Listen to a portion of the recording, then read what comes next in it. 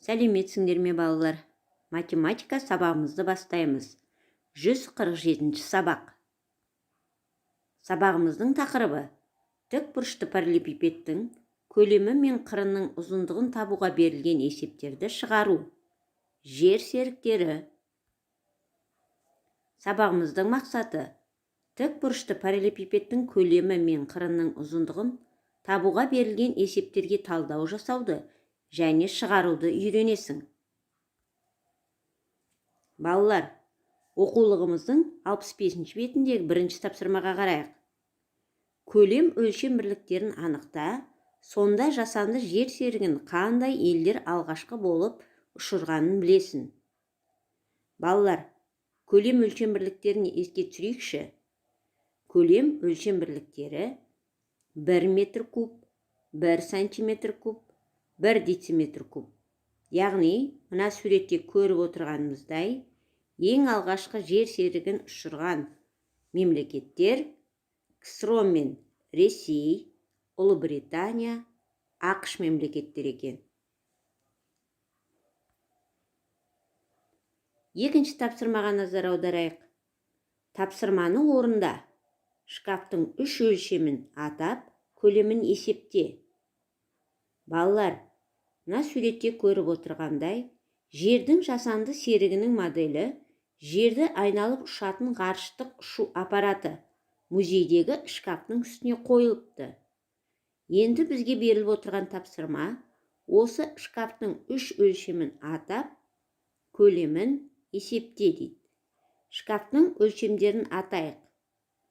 Ұзындығы А тең 90 см, ені Б тең 90 см, биіктігі С тең 80 см. Бізге көлемі қанша дейді? Балалар, білесіңдер, шкаф тікбұрышты параллелепипед тәрізді, ал біз тікбұрышты параллелепипедтің көлемін табуды білеміз. Яғни, көлемін табу үшін енін ұзындығына, биіктігіне көбейтеміз.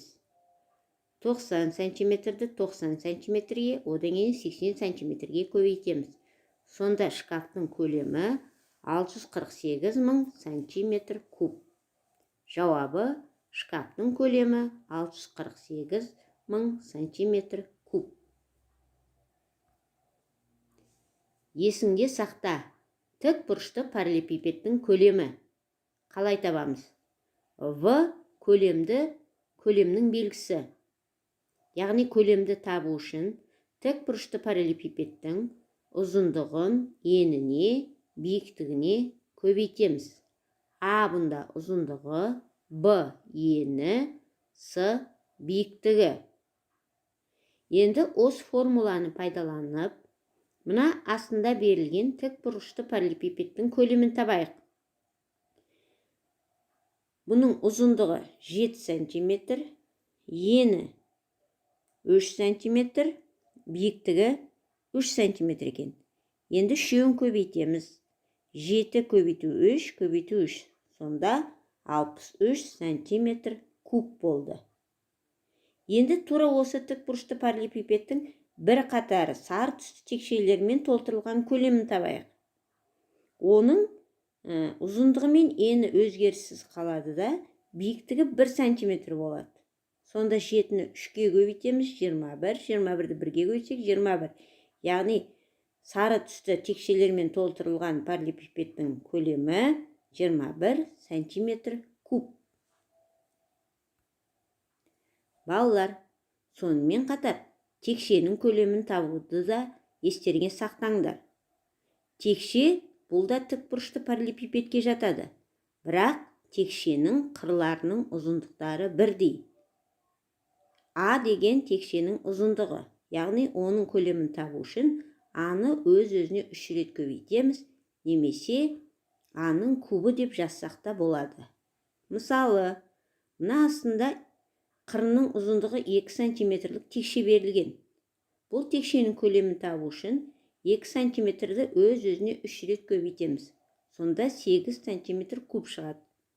Немесе 1-ден 2-нің кубы тең 8 сантиметр куб деп жазуға болады. Балалар, оқулығымыздың 67-ші бетіндегі 5-ші тапсырмада кесте бойынша есеп құрастыр және шығар деп тұр.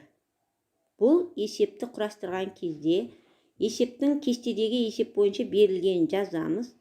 Көлемді табу формуласын пайдаламыз. Кейбір жерлерінде мысалы текшенің қырының ұзындықтарын табу керек. Мысалы А белгісіз болса, оны қалай табамыз? Б белгісіз болса, қалай табамыз? С белгісіз болса, қалай табамыз? Мына формулаларды қолданып 5-ші тапсырманы орындаймыз. Өздік жұмыс. Оқулықтың 66-67 беттеріндегі номер 3-ші тапсырманы, номер 4-ші тапсырманы, номер 5-ші тапсырманы, номер 7-ші тапсырмаларды орында. Іске сәт балалар. Түсінбеген жерлерің болса, сұрауларыңа болады.